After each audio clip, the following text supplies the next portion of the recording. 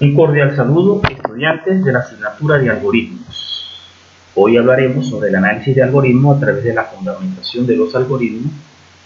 Hablaremos dentro de su subítem la introducción de la solución de problemas, tipos de datos y operadores, variables y constantes, sentencias de control. De la fundamentación de los algoritmos podemos decir que los algoritmos son un conjunto de pasos que se ejecutan de manera secuencial, de forma lógica, hasta alcanzar un objetivo. Que la vida humana está llena de algoritmos. Quiere decir que toda actividad que el ser humano hace tiene un inicio y tiene un fin. Por lo tanto, todo ese procedimiento que se hace en cada actividad son pequeños algoritmos. Según Joyanes Aguilar, dice que un algoritmo es un método para resolver problemas. También podemos decir que todo algoritmo es independiente a los lenguajes de programación, debido a que los algoritmos se desarrollan en diagramas de flujo o en pseudocódigos.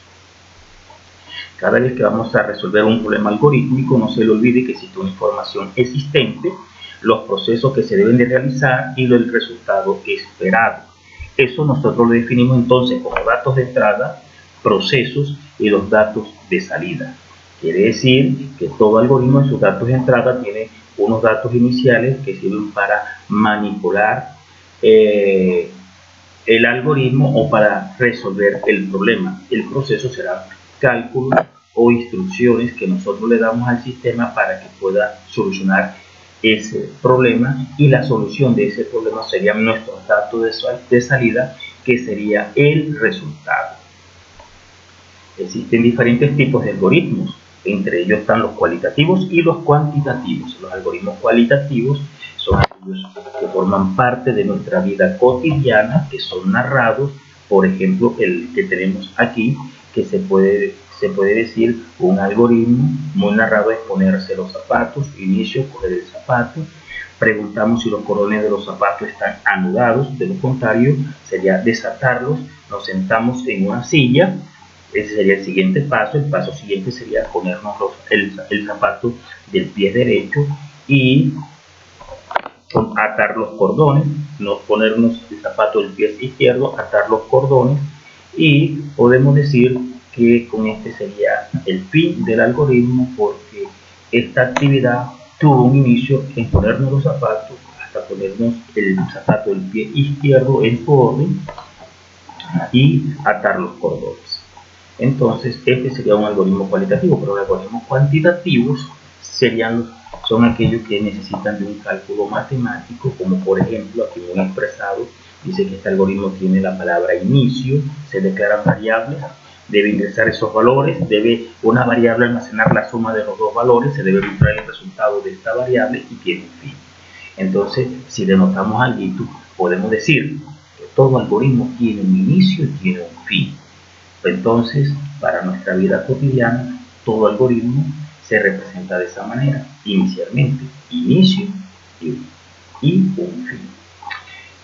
Para PCI, para nuestra herramienta parecida a un lenguaje de programación en pseudocódigo o en el idioma que nosotros hablamos, el inicio equivale a una palabra, algoritmo y nombre, mientras que fin equivale a fin del algoritmo. No se le olvide que cuando estamos en PCI, ese sería nuestro inicio y sería nuestro fin. Cada vez que vamos a desarrollar un algoritmo, se debe a que tenemos un problema que solucionar. Entonces, en ciencias computacionales se ocupa de estos problemas, y estos problemas cada vez que los tenemos a nivel profesional, porque todo profesional tiene problemas y tiene que darle una solución a través del perfil ocupacional, entonces se hace un análisis. A través de la abstracción de información hacemos también ese análisis para poder darle solución a dicho problema o a dicho algoritmo. Bien, para poder solucionar a través de la computación los algoritmos,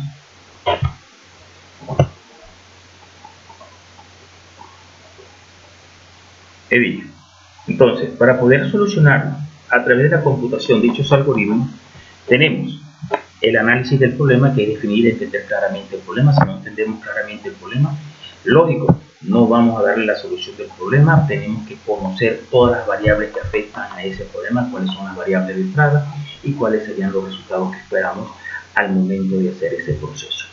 Una vez que tengamos claro el análisis del problema, pasamos al diseño del algoritmo, y se dice que una de las reglas es, a nivel de la programación estructurada, es hacerlo en diseño descendente. Quiere decir que comenzamos a hacer un análisis paso a paso, de arriba hacia abajo. Esto también se llama diseño top-down, que lo que busca es llegar de lo general hasta el detalle de la solución para la solución del problema.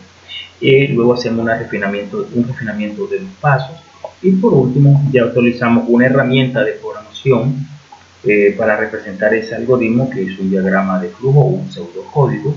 Un diagrama de flujo se define como la representación gráfica de un programa, y un pseudocódigo son instrucciones muy parecidas al lenguaje natural, ya que la tecnología a nosotros nos llega es a través del inglés. Miren, este es un diagrama de flujo y este es un pseudocódigo. Bien, después ya nosotros, teniendo nuestro algoritmo, ya lo codificamos en un lenguaje de programación específico, ejecutamos el programa y le hacemos pruebas, pero nosotros nos vamos a quedar hasta aquí, ¿sí? Trabajando en pseudocódigo. Cada vez que vamos a solucionar un problema, no se le olvide que existen unos datos de entrada, un proceso y una salida. Que los datos de entrada son los que inicializan mi algoritmo, son los datos que conozco inicialmente. El proceso son cálculos matemáticos y la salida es el resultado que espero. Aquí tenemos un ejemplo que dice: determinen un programa que hay el área de un cuadrado. Entonces, ¿cuál sería mi dato de entrada? Pues debo de conocer analíticamente que la fórmula de un cuadrado es lado por lado, que necesito únicamente un solo lado para poder conocer el área de un cuadrado, porque si tengo un solo lado, lo multiplico por el otro lado y a nivel de esta fórmula ya conozco el área del cuadrado, y es lo que hemos hecho. De entrada, el valor del lado. Proceso, es la fórmula lado por lado, y la salida, la variable que capta o que se le almacena dicho proceso. En este caso sería. En el siguiente caso, me están pidiendo que analicemos convertir grados centígrados o grados Celsius a Fahrenheit. Entonces, ¿qué necesito? Conocer primero la fórmula para ver cuáles son las variables que afectan a dicha fórmula. Y sobre estas variables puedo preguntar si el dato lo conozco o no lo conozco. Pues no conozco grados centígrados o grados Celsius, entonces necesito esa información. Una vez ya obtenida, puedo aplicar la fórmula y se lo asigno a una variable, que sería 9/5 por grados centígrados o grados Celsius más 32. En este sentido, el resultado que almacena esta variable sería mi salida. Bien, hasta aquí hemos entendido ciertos conceptos, pero ya nos vamos adentrando más al concepto técnico de lo que son los algoritmos y son los tipos de datos, que es el lenguaje que entiende la computadora. Sin los tipos de datos, la computadora no puede procesar ninguna información, ningún dispositivo, sino también no se le definen los datos para que haga ese cálculo. Tampoco va a realizar ningún proceso. Entonces, antes de hablar de los tipos de datos, hablamos que son datos, y los datos no son más que un conjunto de caracteres, que un carácter no es más que un símbolo, que una letra, un número o un símbolo. Por eso vemos la tabla de los códigos ASCII, que tienen un sinnúmero de caracteres y que en una de sus columnas tiene un número. Ese número es representado en números binarios, y si ese número se representa en número binario en conceptos de memoria, estos valores se convierten en un espacio de memoria que hoy en día nosotros lo cuantificamos en bits, byte, kbyte, megabyte, terabyte, etc. Entonces, es la información que se almacena en el computador de acuerdo a su tipo de datos. Entre los diferentes tipos de datos que existen a nivel del PCI, están los enteros, el real, el de carácter y el lógico. Entonces los datos de tipo entero comprenden todos los números de enteros positivos y negativos que podemos representar dentro de un plano cartesiano. Los números reales también son los números de punto decimal, los números de punto flotante, aquellos números que tienen una cifra significativa, y podemos decir que son todos los números positivos y números negativos que podemos representar de punto flotante en un plano cartesiano. En los datos de tipo lógico son aquellos datos de tipo booleano. Viene de Charles Boyle, un gran científico, que habla de que estas variables pueden afectar cualitativamente en un estado falso o verdadero. Por falso, ese índice falso, pero nosotros en lenguaje de programación dicen 0. Ese índice para verdadero dice verdadero, pero nosotros en lenguaje de programación dicen que es el número 1. Muy bien. Entonces queda claro que estos tipos de datos se representan en la memoria del computador. Los datos de tipo carácter para PCI los confunden como también si fueran datos de tipo cadena. Un dato de tipo carácter técnicamente es un solo carácter encerrado entre comillas sencillas, y un dato de tipo cadena es uno más carácter encerrado entre comillas dobles. Debido al compilador de PCI, él confunde este concepto que la comilla es cadena, la comilla sencilla es una cadena y la comilla doble también es una cadena. Por lo tanto, difiere de los lenguajes de programación como el C, C++, Java, .NET, porque un dato de tipo carácter o de character es un símbolo o un carácter encerrado entre comillas y una cadena es uno o más caracteres encerrado entre comillas dobles. Queda el concepto claro. Aquí tenemos un pequeño ejemplo de una tabla que hacemos análisis de algorítmico. Esta tabla, pues, en su primer concepto fue modificada, fue un poquito modificada porque miren que aquí dice en esta columna datos que conozco y no debo solicitar, y en la siguiente dice, disculpen, datos que no conozco y se deben solicitar. En algoritmo hay información que el algoritmo nos entrega completamente, entonces hay datos que se conocen. Por ejemplo, este ejercicio, realizar un programa que sume dos valores, respectivamente son el número 3 y el número 5. Esos datos yo los conozco. Es como si yo dijera, Juan me debe 3 pesos, María me debe 5 pesos. ¿Cuál es mi resultado? Yo conozco lo que me están debiendo y únicamente lo debo de sumar. Cada vez que yo hago una suma, lo que necesito son totales. Entonces, para este ejemplo de que me están dando respectivamente los valores, puedo decir datos que conozco y que no debo solicitar es el número 3 y el número 5. ¿Qué datos debo de calcular? La suma. Entonces des en cuenta que hay estudiantes que la fila debe de afectar lo que hace cada proceso en cada columna, pero hay estudiantes que están llenando mal la tabla y están dejando elementos sueltos dentro de la tabla. Quiere decir que no están haciendo el análisis correctamente del algoritmo. Miren, entonces tengo el número 3, tengo el número 5, le digo sumar. ¿Qué tipo de dato es el número 3? Entero. Nada más afecta a la posición que en la columna este dato de tipo entero debe de llenar y no debo de afectar más nada. El número 5, la información que se debe llenar a nivel de columna del número 5. ¿Sí? Entonces, dato que no conozco, sumar, que es la que va a hacer la suma de los dos números. ¿Qué tipo de dato es el número 3? Un dato de tipo entero. ¿Qué dato es el número 5? Es el número entero. La variable que recibe el valor también tiene un tipo de dato, es entero. ¿Qué variable? El nombre de la variable que le voy a dar para poder trabajar este análisis de algoritmo. Entonces he dicho que para el número 3 es la letra A, el número 5 es la letra B o la variable A, la variable B, y para sumar será suma. Entonces, aquí donde está la línea que afecta a la fórmula, ¿sí?, estoy haciendo todo el procedimiento correcto. Entonces, aquí donde dice sumar, sumar se va a llamar sum A más B. Una vez que ya he terminado mi proceso, me doy cuenta si el programa requiere de condicional sí o no. Muchos estudiantes inicialmente lo deshacen en la primera línea. Esto se debe dejar en la última línea. ¿Por qué? Por si acaso, si el sistema requiere,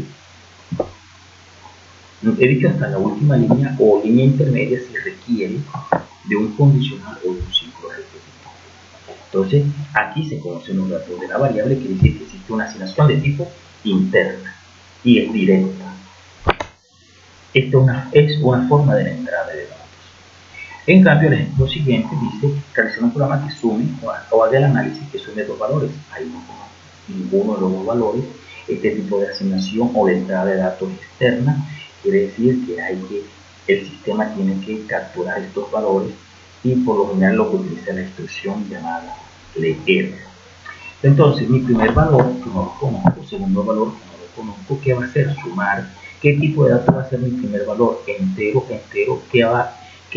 la variable que va a ser el proceso que va a capturar la información será de tipo entero. Defino la variable A, la variable B y la variable sub, que son las variables que van a afectar a mi programa. Aquí hago el cálculo y aquí de manera intermedia hasta donde he llegado me doy cuenta que no requiere de condicional y no requiere de ciclo repetitivo. Este es el análisis que hacemos. Entonces, como ya hemos hablado de variable y hemos hablado sobre ese concepto, definamos el concepto de variable y de constante. Recuerden que una variable es un espacio de memoria que almacena un valor y que puede cambiar. Esto es importante. Quiere decir que toda variable cambia en la ejecución de un programa. ¿Ok? Mientras que una constante, ¿sí?, es lo mismo, pero que no cambia en ningún momento en el programa. Por ejemplo, el número pi no cambia, es una constante. De Newton tenemos nosotros la ley de la gravedad, 9.8, no cambia. También tenemos el número de Euler, el número de Avogadro, que son constantes que no cambian en la ejecución del programa. Entonces, dejando de una manera clara, no se olvide que una variable o una constante son espacios de memoria que guardan un tipo de datos. Hablemos entonces de operadores y operandos. Un operador no es más que un símbolo matemático para hacer una operación de tipo matemática. Entre ellos están los operadores aritméticos, los operadores relacionales y los operadores lógicos. Aunque existen otros tipos de operadores. Y los operandos, no se les olviden, muchachos, que no es más que un número, o puede ser una variable que almacena un número. Eso es un operando. Entonces, debido a esto, hablaremos de los operadores matemáticos, de los operadores relacionales y de los operadores lógicos. Los operadores matemáticos se utilizan para hacer operaciones de tipo matemáticas como la suma, la resta, la multiplicación, la división, unos operadores especiales que son el mod y el bit. La suma y la multiplicación se dice que se puede hacer entre muchos operandos. Quiere decir que, por ejemplo, yo puedo usar muchos operandos para hacer una suma, porque se dice que el orden de los sumandos no altera el resultado, mientras que en la multiplicación el orden de los multiplicandos no altera el producto. Quiere decir que la resta y la división no se puede hacer entre muchos operandos.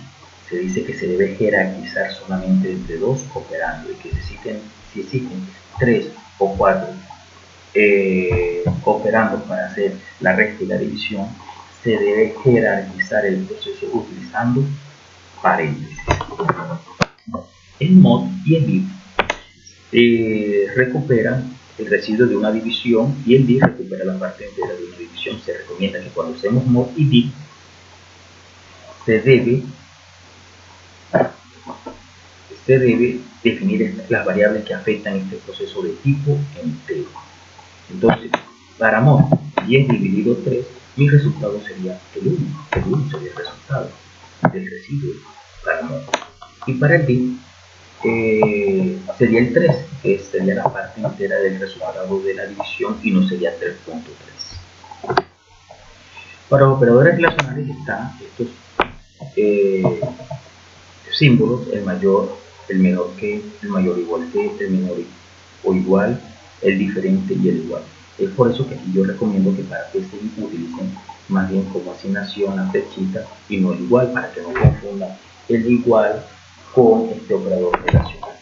Miren que aquí hemos definido este concepto de que si A más B es mayor que C, si A menos B es mayor que C, previamente a A se le asignó el número 10, a B se le asignó el número de 20 y a C se le asignó el número de 30. Aquí por el copy-paste, aquí es falso en esta línea. Entonces esta variable X asignale A es menor que C es verdadero, pero a Z asignale B es igual a C es falso. X y Z son variables de tipo lógico o son booleanos. ¿Por qué? Porque reciben un estado falso o verdadero. Sigamos. Están los operadores lógicos que nos generan las siguientes conjunciones, las siguientes preposiciones. Entonces, el operador lógico y el o y el no.